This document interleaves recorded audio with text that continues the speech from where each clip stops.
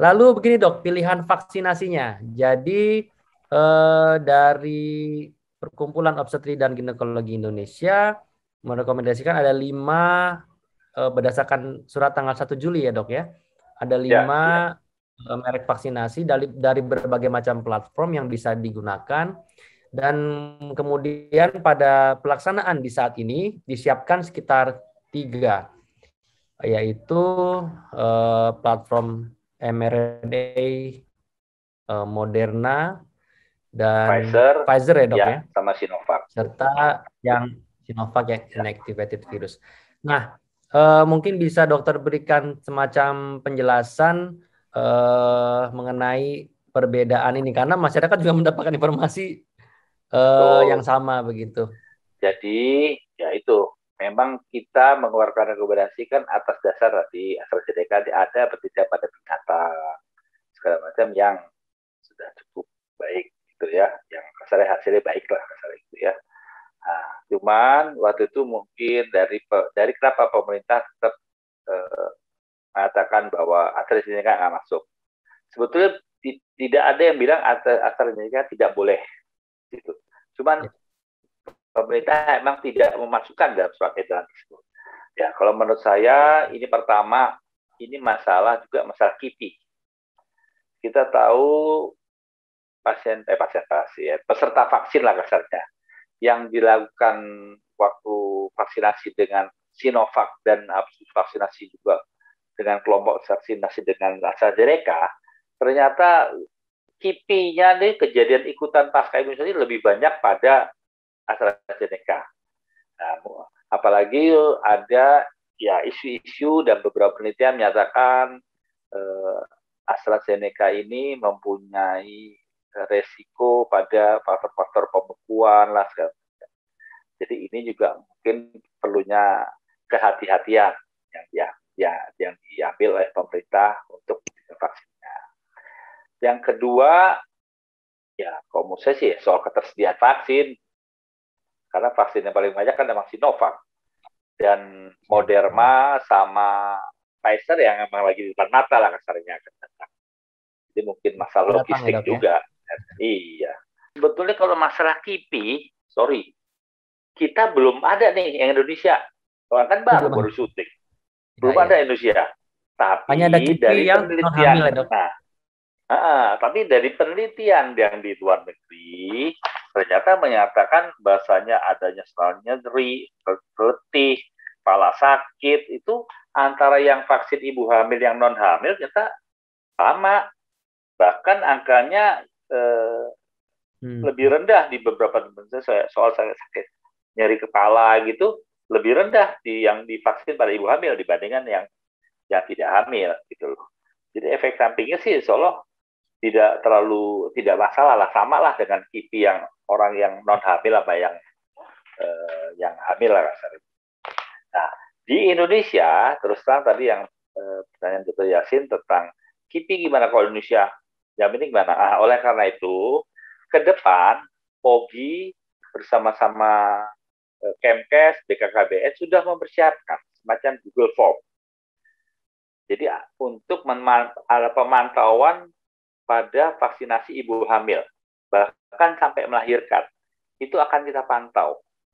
Nah, ini keuntungannya dua. Pertama, keuntungannya adalah yang pasti ini untuk memantau kejadian apa sih yang terjadi pada ibu. Bener nggak sih katanya literatur kita evidence base yang mengatakan aman-aman, kita harus pantau. Vaksin ini kan barang baru, virus ini baru 2 tahun, dasarnya belum 2 tahun, ya. Jadi vaksinnya juga barang baru kan, baru setahun ini, sehingga kita harus pantau pertama. Kedua, ini juga bisa menjadikan data yang sangat ya baik, karena terus terang kita kan Indonesia ini salah satu permasalahannya masalah data. Jadi data-data ibu hamil, baik lanjutannya, pemantauannya, ya siapa yang mantau? Ya tadi, yang pasti dari puskesmas, ibu-ibu bidan, dokter, termasuk kita lah, dokter bidan juga untuk melakukan pemantauan pada ibu hamil. Jadi mengenai jenis vaksin apa saja bukan tidak mungkin akan bisa ada perubahan di kemudian hari ya dok ya, berdasarkan Oh, evaluasi yang dilakukan tentu dok ya. Jadi betul. Masyarakat nggak perlu khawatir, tinggal pakai aja deh vaksin yang disebut itu, insya Allah bermanfaat ya, gitu ya, dan ya, menguntungkan. ya. Jadi insya Allah nggak ada, ya apa nggak bener lah, pakai aja yang ada lah. Kita nggak usah ini. Yang penting tadi semuanya tetap harus melewati tadi konseling, tetap ada screening. Screening ibu hamil ini sendiri, ya, formnya juga sendiri. Nah, di screening itulah nanti akan memilah. Karena jadi screeningnya itu juga, jadi ibu hamil nggak sembarangan ada ibu hamil nggak? Hamil, yuk sini saya suntik, ya gitu juga. Harus ada screening. Pertama tadi soal usianya, kedua ya tetap lihat suhunya bagaimana, ketiga dilihat tensinya bagaimana. Kita tahu di orang hamil itu ada yang namanya preeklamsia, sehingga screening untuk masalah tensi ini beda. Kalau yang di awam 180 boleh suntik, 180 ke atas, 180 ke bawah. Kalau di kita batasannya 140-90. Kalau ada ibu hamil di atas 140-90, coba diistirahatkan, kita ulang lagi masih, kasih apa, dilihat lagi bagaimana kakinya bengkak apa enggak, ada nyeri ulu hati enggak, segala tanda-tandanya. Jadi ada faktor-faktor untuk masalah screening, sampai juga masalah komorbidnya, masalah dia ada alergi apa tidak, ada masalah apa namanya autoimun segala macam harus dicek. Dok, ini ada beberapa pertanyaan yang sifatnya praktikal ya, yang dialami oleh para ibu hamil kita berkaitan dengan vaksinasinya. Yang pertama begini dok, yang paling banyak tanyain ya, ada beberapa orang yang sudah divaksin, lalu kemudian hamil. Nah, vaksinasi keduanya itu ditunda sampai 13 minggu ke atas atau tetap dilakukan sesuai schedule vaksinasinya dok? Ya, betul sekali, ini benar sudah terjadi. Jadi kita karena merekomendasi dia 13 minggu, jadi tetap tunggu sampai usia 13 minggu dia akan dapat. Ya, terus lanjutin, ikutin aja jadwalnya. Jadi bagi para ibu hamil, apabila diketahui hamil, jangan khawatir, datanya saat ini melalui studi observasi di beberapa penelitian luar negeri itu aman, tapi untuk vaksinasi keduanya kita ikuti dulu nih setelah 13 minggu ya. Untuk tenaga kesehatan yang hamil dok, apakah direkomendasikan untuk mendapatkan vaksinasi booster seperti tenaga kesehatan lain yang tidak hamil? Sangat, walaupun saya sangat kesehatan, karena kesehatan kan kelompok yang kepaparan. Cuman pada tenaga kesehatan yang hamil, kita udah memberikan beberapa opsi. Yang pertama, tenaga kesehatan untuk yang hamil ini jangan masuk ke dalam kerjaan atau rumah sakit atau daerah yang menangani COVID. Dimikir dulu deh buat kerjanya.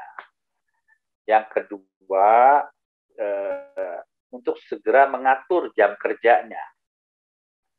Jadi jangan maksa lah. Dia tahu dia lagi hamil, dia membatasi diri, prakteknya ini operasinya dikurangin, segala macam ya. Kalau bisa telemedicine, segala macam. Bahkan, ya ini teman-teman dari dokter anak, teman-teman yang lain, itu banyak mengusulkan untuk kami menyampaikan untuk ibu nakes yang hamil ini dengan cuti aja deh, gitu dulu. Nah, cuman untuk masalah cuti ini kan ada aturannya. Kapan harus cuti pada ibu hamil? Kan nggak ada cuti karena COVID, kan nggak ada. Karena pandeminya, bukan karena kena COVID, lagi pandeminya. Dan nggak ada.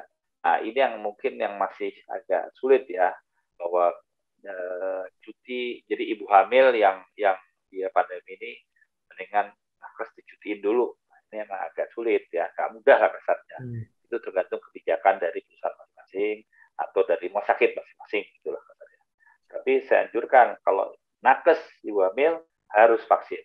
Ya, dapat booster 3 ya, kita mendapatkan kesempatan ini harus dipergunakan juga. Sia-siakan. Iya. Nah, ini mungkin menjadi pertanyaan penutup, dok.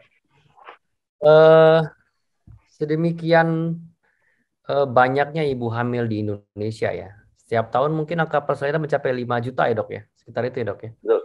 Jadi berarti dalam setahun setidaknya ada 5 juta target atau sasaran yang harus kita lindungi, Dok.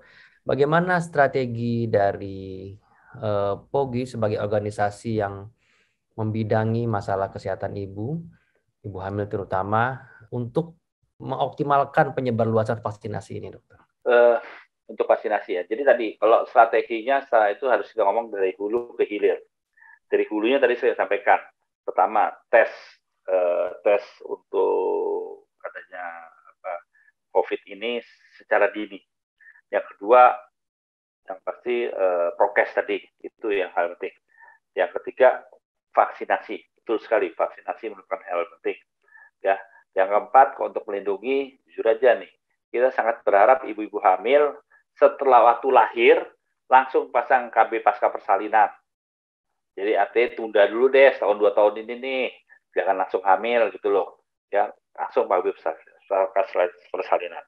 Nah, untuk masalah vaksin, kita memang sudah mengupayakan. Sejak tanggal 2 Agustus vaksinasi ini diperbolehkan oleh pemerintah dengan regulasi. Memang ternyata sudah jalan sih terus terang ya, tapi jalannya kita bisa katakan belum smooth. Bahkan saya masih dapat laporan ada ibu hamil yang ditolak di sana, ditolak di sini, katanya mau vaksin, katanya ya mungkin ini ya tadi adanya keraguan-keraguan dari petugas kesehatannya ya maupun vaskesnya. Tapi ada juga keraguan tentang ibunya, sosialisasi. Sehingga memang perlu disosialisasikan lebih lanjut. Nah, sehingga untuk vaksin ini POGI insya Allah saat ini sudah mempunyai suatu program. Dan kebetulan kita mendapat CSR juga, jadi kelompok usaha nasional gitu ya, yang memberikan CSR pada POGI. Yang tujuannya adalah mempercepat vaksinasi. Dengan cara apa? POGI melakukan deklarasi untuk vaksinasi ibu hamil. Ini sebetulnya bukan masalah mau buat upacara riak-riaan lah gitu ya, tidak.